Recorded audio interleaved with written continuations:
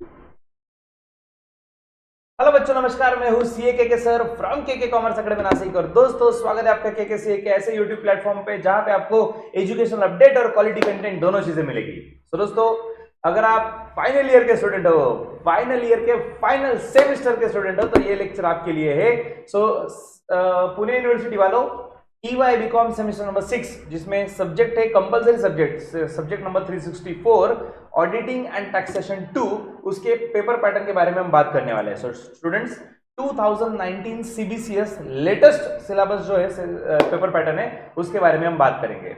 देखा जाए तो इसको सिर्फ टैक्सेशन बोला तो भी चलेगा, क्योंकि ऑडिटिंग एंड टैक्सेशन में सेमेस्टर नंबर 5 में ऑडिटिंग का पार्ट था और सेमेस्टर नंबर 6 में टैक्सेशन का पार्ट आया हुआ है।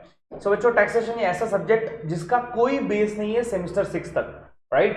क्योंकि हमने अब तक मतलब 11th 12th पढ़े हो, फर्स्ट ईयर सेकंड ईयर पढ़े हो, सेमेस्टर नंबर 5 हुआ है। Taxation is totally new subject जिसका कोई कनेक्शन नहीं था। लेकिन हाँ बच्चों, अगर आप ग्रेजुएशन कंप्लीट कर रहे होगे, उसके बाद डेफिनेटली आपके पूरे लाइफ में टैक्सेशन का संबंध आएगा ही आएगा। ओके, तो टैक्सेशन कितना इंपॉर्टेंट है उसके बारे में लेक्चर नहीं है, लेक्चर तो वही पेपर पैटर्न के बारे में। तो पेपर पैटर्न पे आते हैं, let's see. So students, as per the model paper pattern given by Pune University, तो auditing and taxation 2 2019 pattern semester 6 के लिए 50 मार्क्स का पेपर है। तो बच्चों, यहाँ पे 2.5 आवर लिखा हुआ है, बट आपको मिलेगा पेपर में 2 आवर्स। ठीक है, 2 घंटे का पेपर है, 50 मार्क का। और सबसे बड़ा ट्विस्ट, नॉर्मली जो हम एक्सपेक्ट नहीं करते पुणे यूनिवर्सिटी से, बट वो दिया है, ऑल क्वेश्चंस आर कंपलसरी। ठीक है भाई, ये तो करना पड़ेगा, what else we can do. हर क्वेश्चन कंपलसरी है, तो ऑफ कोर्स आपको भी वेटेज हर चीज को देना है इक्वली। जैसे उन्होंने वेटेज दिया हुआ है, हर चीज कंपलसरी है, तो आपको कुछ ऑप्शन में नहीं डालना है ज्यादा।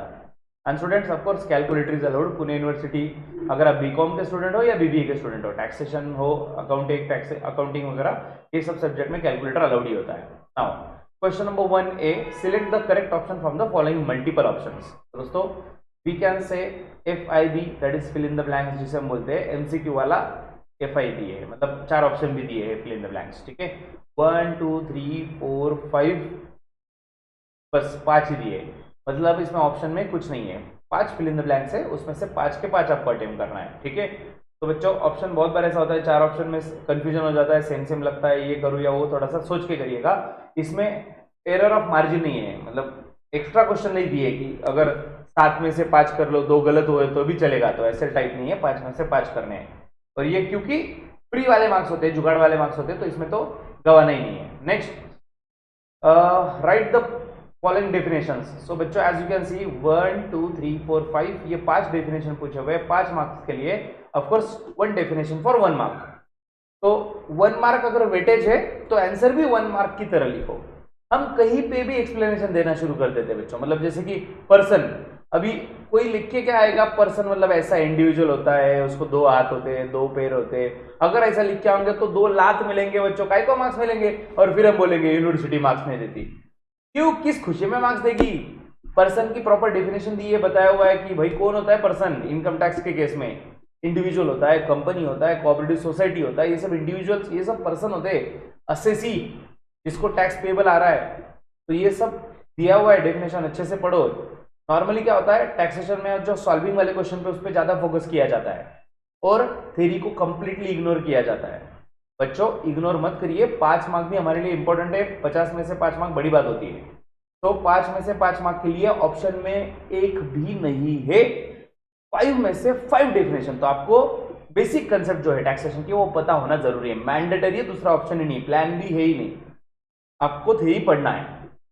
Next, short notes any 2।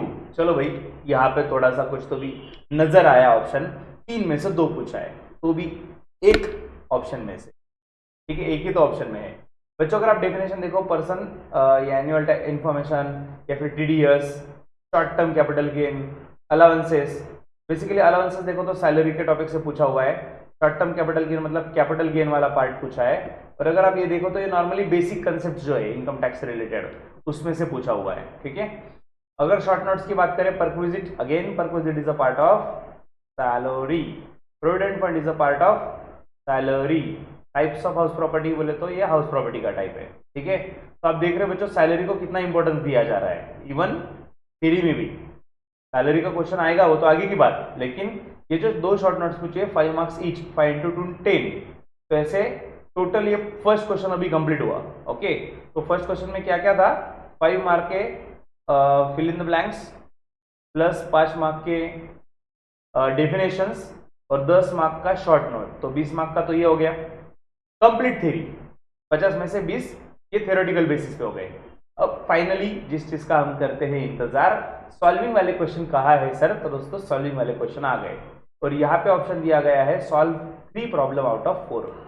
चलो भाई, डूबते को तिनके का सहारा, हमें 3 सॉल्व करने हैं 4 में से। और बच्चों जैसे कि आप देख सक रहे हो 30 मार्क्स, तो 3 problems 30 marks means 10 marks for each question. Her practical problem solving वाले क्वेश्चन को 10-10 मार्क्स दिए गए हैं। ठीक है, देखते हैं बच्चों कौन से टॉपिक है। तो इसमें राखी चांदवड़ की है और उनको क्या दिया है, सैलरी स्ट्रक्चर दिया हुआ है। ठीक है, और पूछा हुआ है कंप्यूट हर नेट सैलरी। तो नेट सैलरी कैलकुलेट करना है, तो अपने भाषा में बोले तो कंक्लूजन क्या है, income from salary, income from salary. तो ये टॉपिक से 10 मार्क का क्वेश्चन बन रहा है। और सैलरी कितना इंपॉर्टेंट है आप ये जान चुके होंगे कि यहाँ पे देखा सैलरी का 10 मार्क का क्वेश्चन है। इवन शॉर्ट नोट्स में देखा तो उसमें भी 5 मार्क का क्वेश्चन था। इवन डेफिनेशन में भी था, देखा तो उसमें भी 1 मार्क का क्वेश्चन था। अरे 5 नहीं सॉरी 2 शॉर्ट नोट्स थे, मतलब वो भी 10 मार्क का हो गया। मतलब सैलरी 10 मार्क का प्रॉब्लम सॉल्विंग, 10 मार्क का शॉर्ट नोट्स और 1 मार्क का डेफिनेशन। मतलब ऊपर भी कुछ आया होगा भाई, ऊपर भी क्या पता कुछ सैलरी के बारे में दिया है तो भरोसा ही नहीं। ठीक है, तो ऐसा 10 प्लस मार्क्स तो पकड़ के चलो, 10 नहीं 20 प्लस सॉरी 20 प्लस मार्क्स का वेटेज। तो सैलरी एक अकेला चैप्टर ही इतना इंपॉर्टेंट है, income from salary. Next question number 3 में बी, सॉरी 3 नहीं 2 ही क्वेश्चन चल रहा है ना, 2 ही क्वेश्चन है पूरे पेपर में। ठीक है, 2 में बी में क्या पूछा है भाई, compute the income under the head income from house property. दोस्तों HP income from house property का क्वेश्चन है। 3 घर दिए गए हैं और बच्चों एग्जाम में आपको 3 ही आएंगे, 3 के नीचे नहीं आएगा क्योंकि 2 घर तो एग्जाम्प्ट होते हैं।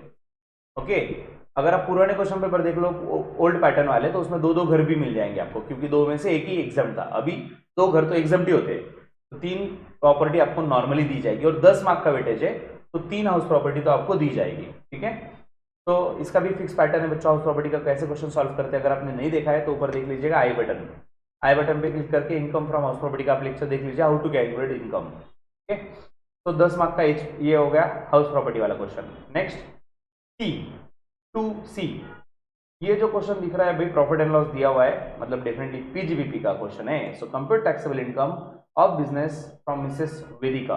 तो बच्चों we have to calculate income for business, तो PGBP that is profit and gains from business और प्रोफेशन। तो दोस्तों ये 10 मार्क का क्वेश्चन है। ये बहुत ब्यूटीफुल टॉपिक है बच्चों।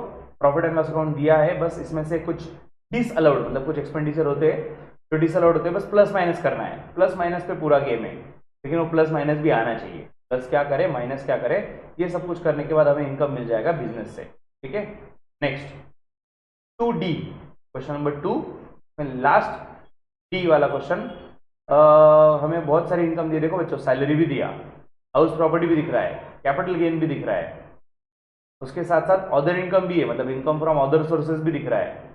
ठीक है, डिपॉजिट PPF LIC वगैरह पूछा हुआ है। Compute is taxable income and tax liability, तो हमें टैक्सेबल इनकम भी निकालना है, टैक्स लायबिलिटी भी निकालना है। तो दोस्तों ये क्वेश्चन बोले तो combo of all the chapters, income from salary, HP, PGBP, capital gain, other sources, सब कुछ मिला के क्वेश्चन बनता है ये वाला, जिसमें टोटल इनकम भी निकालना है और टैक्स लायबिलिटी भी निकालना है। ठीक है, तो अगर आप मेरा सजेशन पूछो मतलब मैं बता ही दे रहा हूँ भाई, आप किधर पूछोगे, आपको तो सजेशन मिल रहा है ये बड़ी बात है, और अप्लाई कर लो तो और भी बड़ी बात हो जाएगी। तो स्टूडेंट्स ये टॉपिक आपको छोड़ देना चाहिए, ये मेरा पर्सनल ओपिनियन, क्योंकि इसमें बहुत सारी चीजें आती है, टैक्स कैलकुलेशन, वो टैक्स स्लैब भी आपको याद रखने होंगे, उसमें कुछ एग्जाम्पशन है वो भी आपको याद रखना होगा। तो बेटर मेरा सजेशन रहेगा इनकम, देखो सैलरी HP PGBP खत्म, 30 मार्क तो पक्के, सैलरी के 10, HP के 10, PGBP के 10, ऐसे 30 मार्क्स और 20 मार्क्स का वो फर्स्ट क्वेश्चन। तो ऐसे 50 मार्क्स का पेपर, सब कुछ कंपलसरी, कुछ ऑप्शन में नहीं है, तो अच्छे से पढ़िएगा। टैक्सेशन के लिए इस चार्टर्ड अकाउंटेंट से आपको एग्जाम के लिए ऑल द बेस्ट। और बच्चों अगर आप हमसे कुछ हेल्प चाहिए तो डेफिनेटली कमेंट सेक्शन में बताइएगा, हम आपके लिए रिवीजन बैच भी ला रहे हैं और दोस्तों शॉर्ट कुछ वीडियोस भी हमने अपलोड किए हुए हैं रिलेटेड टू टैक्सेशन। और आपको अगर नोट्स चाहिए, आपकी जो भी रिक्वायरमेंट होगी बच्चों, आप डेफिनेटली बताइएगा, हम ट्राई करेंगे कि आपकी रिक्वायरमेंट फुलफिल कर पाए। तो students, stay tuned to KKCA, see you in the next session. तब तक के लिए happy learning with KKCA. Bye bye बच्चों।